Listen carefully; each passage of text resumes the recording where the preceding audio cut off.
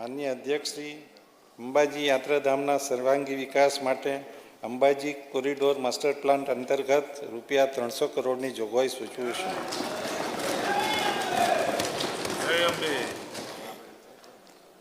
માનનીય અધ્યક્ષ શ્રી, પવિત્ર યાત્રાધામ બહુચરાજીના નવનિર્માણ, જૂનાગઢના ગિરનાર ખાતે યોજાતા મહાશિવરાત્રિના મેળા અને મા નર્મદાની પરિક્રમા માટે આવતા શ્રદ્ધાળુઓની સુવિધા માટે રૂપિયા 55 કરોડની જોગવાઈ સૂચવી છે.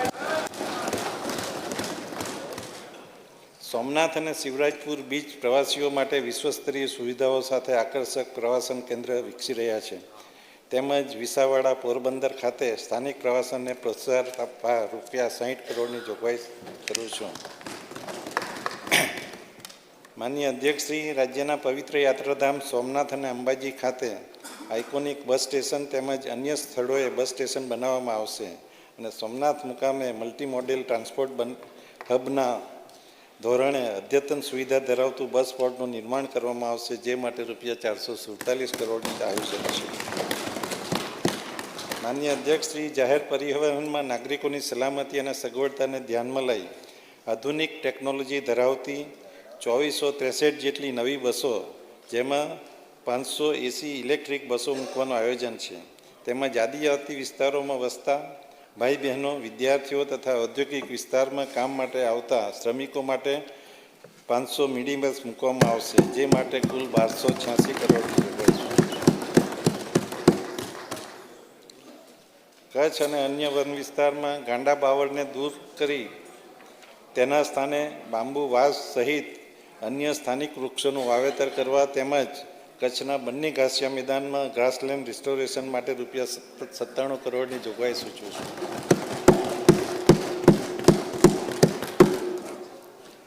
અરવલ્લી પર્વતમાળાની આસપાસ ગ્રીન બેલ્ટ બનાવવાના હેતુથી તેમજ રાજ્યની પ્રમુખ નદીઓના બંને કાંઠે વૃક્ષોના સઘન વાવેતર થકી ધોવાણ અટકાવવા રૂપિયા 32 કરોડની જોગવાઈ સૂચવું છું.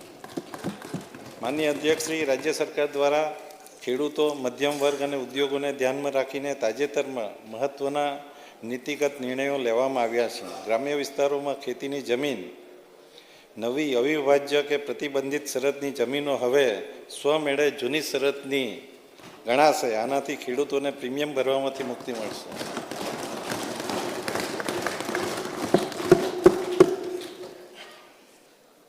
માનનીય અધ્યક્ષશ્રી, કાયદો અને વ્યવસ્થાને વધુ અસરકારક બનાવવા તેમજ માર્ગ સલામતીના પગલાં વધારવા રાજ્યની કટોકટી સેવાઓને ડાયલ 112 જનરક્ષક પ્રોજેક્ટ હેઠળ આવરી લેવામાં આવેલ છે, જેથી ઇમરજન્સી રિસ્પોન્સ સમયમાં વધુ ઘટાડો થશે. જેના અસરકારક અમલીકરણ માટે વિવિધ સંવેગોનું 3000નું માનવબળ ઊભું કરવાનું આયોજન છે.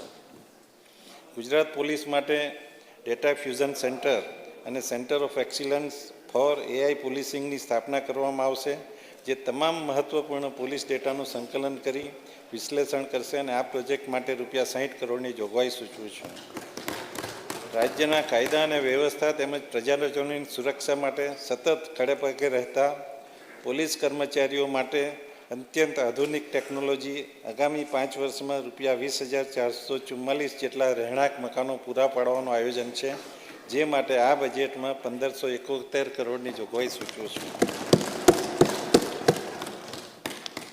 PMJYના ધોરણે રાજ્ય સરકારના 6,40,000 જેટલા કર્મચારીઓ તેમજ પેન્શનરોને રૂપિયા 10 લાખ સુધીની કેશલેસ તબીબી સારવારનું સ્વાસ્થ્ય સુરક્ષા કવચ પૂરું પાડવામાં આવી રહ્યું છે.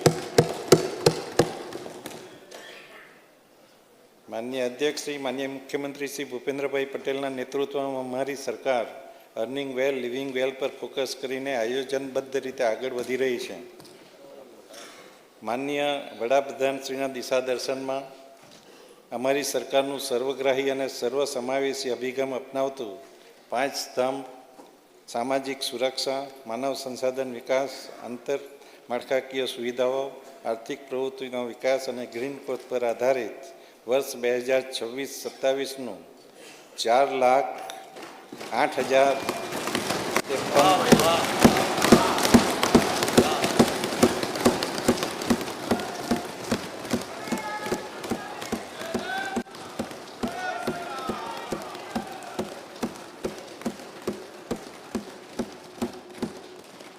આધારિત વર્ષ 26-27નું 4,08,053 કરોડનું વિક્રમી અંદાજપત્ર આ સન્માનીય ગૃહ સમક્ષ હું રજૂ કરું છું.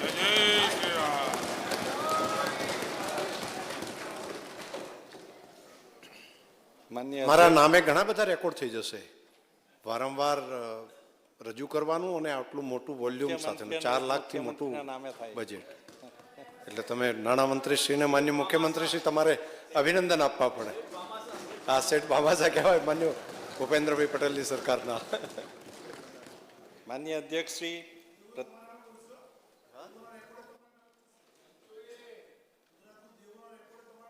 એનો જવાબ આપું છું.